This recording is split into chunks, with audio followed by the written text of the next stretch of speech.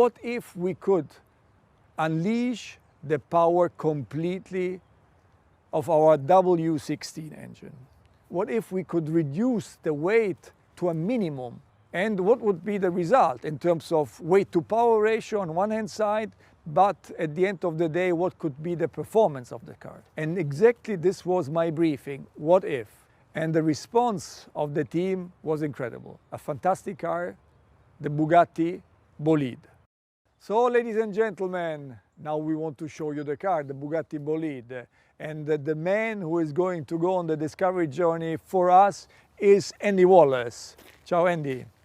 Andy won once Le Mans and he was twice the fastest man on earth. So I want to send you on a journey, and the audience should see with your eyes this fantastic car. And you are going to meet our R&D boss, Stefan Elroth, and our chief designer, Achim Anscheid.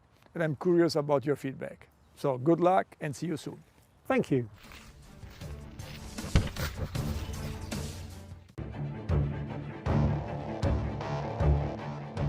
Wow, it looks absolutely stunning. What a car. We're always talking about form follows performance, and now I can see exactly what you mean. At least in the very beginning, it was only form following performance. What really would happen if we strip Bugatti Chiron of all its creature comfort and then position the driver quite a bit more extreme and lower in the car, and then almost shrink wrap an exterior around the driver and the technical components and make it an ultra minimal and ultra performant concept. That became the project Bolide. And then when I look at the frontal area of the car, actually all I can see now is form following performance. For the first time, we're streaming the air through the internal part, meaning inside of the front wheels around the main monocoque. So you can see that performance and aerodynamic development dominates the frontal appearance of the car. And when we go around the side, that story actually continues. Raw air into the roof scoop, hot air traveling along the cabin, fresh cool air traveling in this light blue channel towards the intercoolers, and then hot air coming from the water coolers through this enormous negative scoop behind the front wheel, and then cool air again traveling on the bottom into the oil coolers and exiting. So this goes to show how technology and aerodynamic handling really came first, and then we try to find a win-win, how we position the cabin between the wheels, give the car quite a bit more stance, and also apply a bit of Bugatti identity with it, which I hope can be realized. It is unmistakably a Bugatti, and I can imagine that was not a work of a moment. Took a moment, but then, you know, it's actually an evolution of the C line of the Chiron. And then compare that to the Bugatti line of the Divo, is quite a bit more sporty. And here you have the ultimate sportiness, no, on the Bolide, where the Bugatti line becomes super fast and really nice and elongated in proportion. So what's happening at the rear? Come on, I'll show you. So you see here that the exhaust was put right in the center of the rear end, therefore allowing the diffuser having maximum performance width. And at the same time, it creates an architecture where everything around the exhaust really is there for extracting hot air from the engine compartment. I noticed this X theme all over the car. So what's that all about? That has something to do with the experimental nature of the project. You remember the film The Right Stuff? Chuck Yeager breaking the sound barrier. Absolutely. For the very first time. For us, this was a similar approach to this project. This experimental track-focused car with the X graphics all around. But I think the most prominent, you see that on the frontal area. Now this remains probably my favorite view. You see the fuselage really arriving at the crash box, and everything ends with the Bugatti horseshoe here in the front. And then left and right you have this X graphic positioned all the way to the outside of the car, giving ultimate width expression into the exterior shape. And I like the reminiscence, you know, to the classic X graphic over the glass of vintage race cars, which you find repeated here on the frontal graphic, but it also builds a bridge to the glorious days of Bugatti GP racing, in the 1920s and 1930s. This is Louis Chiron with his Type 51 winning in Monaco. And I think it's a wonderful analogy between the secret of success in those days, which was unmistakably the power-to-weight ratio, but it's a similar feeling and it creates a link that we like very much. Let's go and meet Stefan. He's going to show us the underpinnings of the Bolide. I wonder how far Bugatti will go this time. Further than we ever did before. Andy, a very warm welcome here at Bugatti Engineering. Thank you very much. Great to see you. So, what if we take our W16 8-liter capacity engine and make a very radical concept out of that? The result is the Bugatti Bolide. And we simulated a lot with that car, and the results are breathtaking. Staggering. To achieve this, you have to have a lot of innovations, material-wise, concept-wise in the car. For example, this one. Auxiliary shaft we have here. The auxiliary shaft brings the power from the gearbox back to the rear axle. And it's a hybrid part made out of carbon fiber and with titanium fittings. Half the weight, but twice as strong as the regular one. And to think it can take all that force. Yeah, and if we walk around, there's another part I have to show you. So this is the part of a front suspension, it's double wishbone suspension, and this is the push rod. And yeah, it's printed out of titanium. Incredible, because it weighs 100 grams.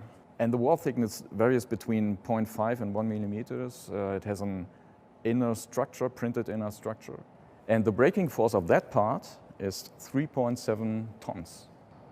So 2 Chirons. Yes, basically, 2 Chirons. Honestly, it's ridiculous how light that is when you consider how strong it needs to be.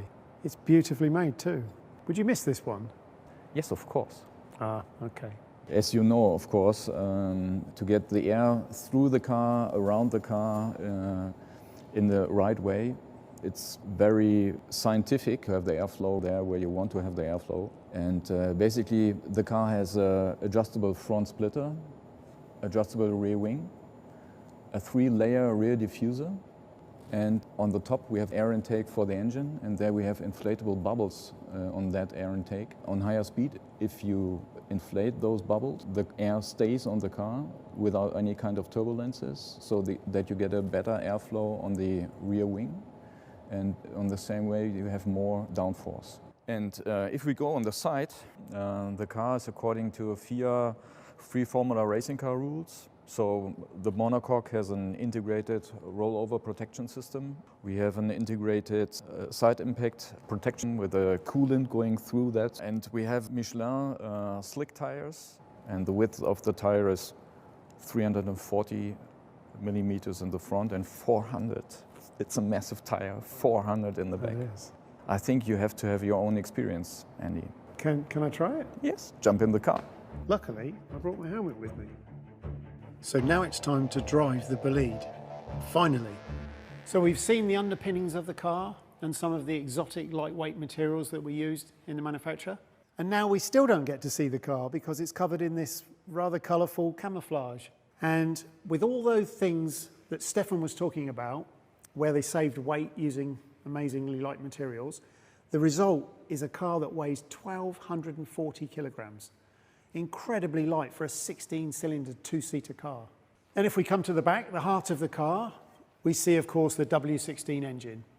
Now, this engine produces 1,600 horsepower on regular 98-octane fuel, but using 110-octane race fuel, it can produce 1,850 horsepower. So coupled with that low weight, this gives us a weight-to-power ratio of 0.67 kilograms per horsepower, and, importantly, a weight-to-torque number of 0.67 kilograms per newton meter. So, what does this actually give us in terms of performance on track?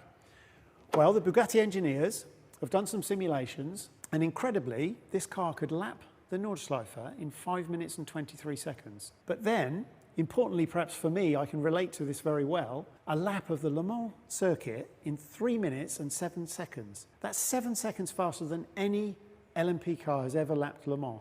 So incredible performance, and I really can't wait to try the car. So let's go.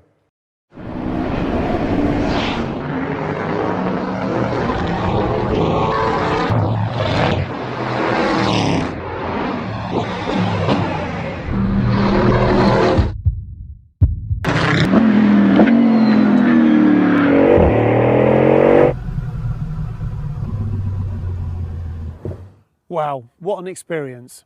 This car really does react like a proper race car. Amazing grip, high speed, low speed, the balance feels amazing, but there's one key difference. This car accelerates like nothing else I've ever experienced in my life, almost out of this world. Really an amazing car, and I'm so glad I got to drive it.